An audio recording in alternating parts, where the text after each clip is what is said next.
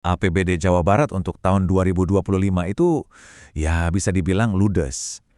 Pemerintah sih bilangnya ini prestasi. Tapi beneran nih prestasi? Yuk kita coba bedah bareng-bareng angka di baliknya karena ternyata ada masalah besar yang tersembunyi. Coba deh lihat angka ini. Rp500.000. Kaget kan? Ini bukan sisa uang jajan loh, tapi ini adalah sisa lebih pembiayaan anggaran atau yang biasa kita sebut SILPA dari APBD Provinsi Jawa Barat di akhir tahun 2025. Beneran cuma 500.000. Ini mah paling cukup buat traktor bakso 1 RT, itu pun mungkin kurang. Angka sekecil ini, jujur aja, janggal banget. Langsung muncul pertanyaan di kepala kita kan? Ini tuh pertanda bagus, artinya efisiensinya luar biasa. Setiap rupiah benar-benar dipakai buat rakyat. Atau, jangan-jangan ada cerita lain di baliknya, yang sengaja ditutup-tutupi. Nah, pemerintah Provinsi Jawa Barat sendiri punya jawaban. Kata mereka, sisa anggaran yang tipis banget ini justru bukti prestasi. Klaimnya kuat banget loh, uang yang dikelola benar-benar didistribusikan untuk kesejahteraan masyarakat. Kedengarannya bagus ya, tapi apa iya sesederhana itu? Biar kita dapat gambaran yang lebih jelas, coba kita bandingin deh.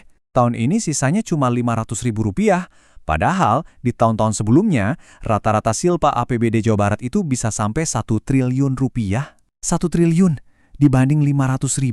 Jomplang banget kan? Ini bukan lagi beda drastis, ini udah aneh, udah anomali. Tapi ternyata narasi prestasi ini baru setengah dari cerita yang sebenarnya. Karena ada satu angka lain yang sangat-sangat penting. Angka yang jauh lebih besar yang kalau kita lihat, wah bisa mengubah pandangan kita 180 derajat. Dan inilah dia angka kuncinya. Di balik klaim serapan anggaran yang katanya optimal itu, ternyata Pemprov Jawa Barat punya tunggakan belanja pembangunan sebesar Rp621 miliar. Ya, Anda nggak salah dengar, 621 miliar. Angka inilah yang langsung bikin narasi prestasi tadi jadi tanda tanya besar.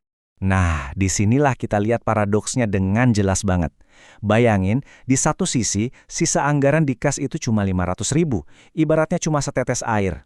Tapi di sisi lain, ada gunung tunggakan sebesar Rp621 miliar.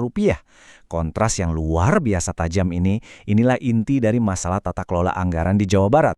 Jadi pertanyaannya, gimana ceritanya ini bisa terjadi? Kok bisa sih sebuah prestasi penyerapan anggaran yang katanya optimal, malah ujung-ujungnya ninggalin utang ratusan miliar? Oke, sekarang coba kita dengarkan penjelasan dari pemerintahnya langsung. Ternyata pemerintah daerah menunjuk pemerintah pusat sebagai biang keladinya. Menurut Gubernur Deddy Mulyadi, masalahnya ada di dana bagi hasil dari pusat yang nggak cair sesuai jadwal, nilainya hampir Rp400 miliar. Nah, inilah yang katanya jadi akar masalah kenapa pembayaran proyek-proyek itu jadi tertunda. Logikanya sih simpel ya, kalau aja dana 400 miliar dari pusat itu cair, ya nggak akan ada tunda bayar. Jadi ini seolah-olah murni masalah pendapatan yang meleset dari target. Tapi ini juga memunculkan pertanyaan kritis, apa perencanaan belanjanya nggak memperhitungkan resiko kalau pendapatan nggak sesuai target?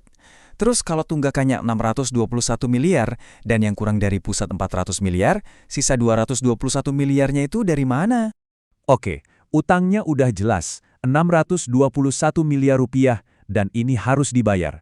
Tentu Pemprov Jabar nggak bisa tinggal diam kan? Nah, pertanyaannya sekarang, gimana cara mereka akan melunasi semua kewajiban ini? Jadi begini rencananya, mereka akan pakai pemasukan kas di awal tahun 2026. Katanya sih di Januari nanti bakal ada pemasukan sekitar Rp2 triliun. Nah, uang ini akan dipakai dulu untuk bayar gaji dan tunjangan pegawai. Baru sisanya yang diperkirakan sekitar 800 miliar dipakai buat melunasi utang. Ini strategi yang mengandalkan pemasukan di masa depan untuk menutupi kewajiban di masa lalu. Cukup risiko, bukan? Jadi, kita sampai di titik krusialnya nih. Di satu sisi, ada klaim dari pemerintah soal penyerapan anggaran yang optimal. Di sisi lain, ada fakta telak, tunda bayar proyek senilai Rp621 miliar. Ini kan dua narasi yang benar-benar bertolak belakang. Nggak mungkin keduanya benar di saat yang bersamaan. Pada akhirnya, kita semua kembali ke pertanyaan yang paling mendasar.